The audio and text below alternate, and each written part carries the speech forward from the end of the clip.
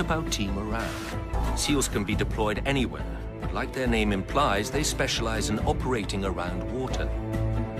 SEAL Team 6 made world headlines when they took out the most wanted man in the Western world, Osama bin Laden. But just like the SAS, the SEALs have been around for quite a while.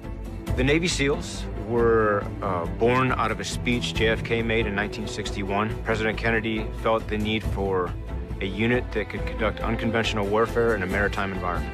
I am directing the Secretary of Defense to expand rapidly and substantially, in cooperation with our allies, the orientation of existing forces for the conduct of non-nuclear war, paramilitary operations, and sublimited or unconventional wars.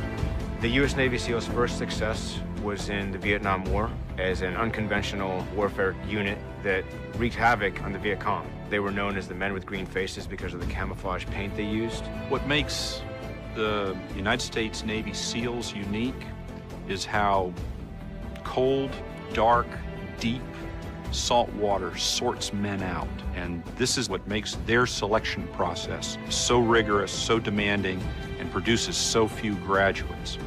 Not only do SEALs participate in standard special operations training, but they also have to learn to do it in, around, and over water. It's amazing just how comfortable these men can be in water, even in the most extreme situations. Some of the toughest training I've had to go through as a Navy SEAL, of course, is the initial BUDS, Basic Underwater Demolition SEAL training. That's roughly 6 months long. And probably the most famous week in there is called Hell Week, where we stay up for roughly 5 days straight. The SEALs' affinity to water raised a few eyebrows when they were deployed to a war in the desert. When SEALs first showed up at the beginning of the war in Afghanistan, we brought our high-speed assault craft, these boats. And some of the other forces looked at us like, why do you have boats in Afghanistan? Of course, we did have a reason. You know, we were counting on some follow-on missions maybe in the Horn of Africa. But we were relatively unproven on land, at least on a world stage. And we have certainly changed that over the last 11 or 12 years. It was this proving ground that led to the decision to let the SEALs take on the most high-profile special operation in history, a mission that's now the subject of books and Hollywood movies, which has created some controversy in the SEAL community. In regards to the bin Laden operation, as a community, we've agreed to kind of keep a lid on it out of respect for the operation itself and for future operations. There are crucial missions that these men participate in every day that we'll never know of. But whether they want it or not now, the U.S. Navy SEALs are forever part of world history. It gave the USA a chance to hold its head high and say, we were going to do this.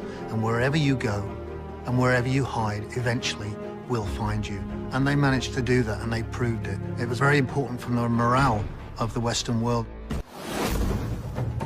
There is no relationship more mysterious than those involved in the United States force known as the OGA. OGA is an acronym for Other Government Agency, which is basically a catch-all for lesser-known agencies that provide us with a lot of intelligence. You know, it's a team effort at the Tier 1 level. It could be anything from the Federal Bureau of Investigation to the Department of Treasury to the Central Intelligence Agency to the National Security Agency. All of these offices and departments that help fight terrorism. I've dealt with OGA on a number of occasions. They're critical to mission success. Again, they do a lot of that behind-the-scenes work that feeds you the information to go and do your work. Again, we are more of an action force as opposed to OGA typically mines all the information, figures out who's who and where they might be. And oftentimes that's the hardest part. I mean, look at the bin Laden op. We chased that guy for a decade, and it wasn't the action arm of the military that found him, it was OGA that dug up where he was and then sent in a SEAL team to go grab him. Whether it's hostage rescue or taking out a high-priority target, the best way to successfully carry out a mission is by any means necessary.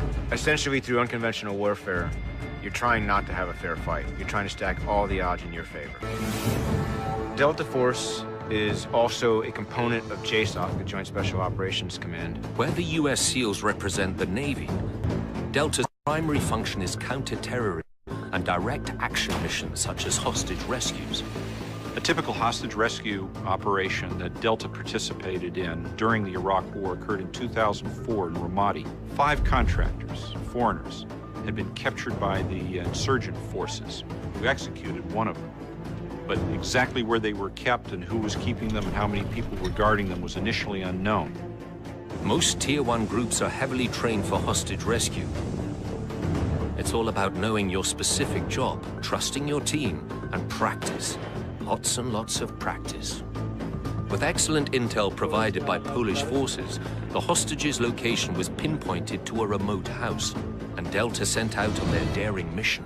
Once the hostages' location was fixed, Delta, with support of its organic aviation unit, the 160th Special Operations Aviation Regiment, would have conducted a templated hostage rescue operation. Delta came in by Black Hawk, fast and furious. By flying low to the ground, the thundering blades of the copters wouldn't be heard until they were right on top of their target. With seconds to prevent the loss of lives, Delta stormed the house from all directions.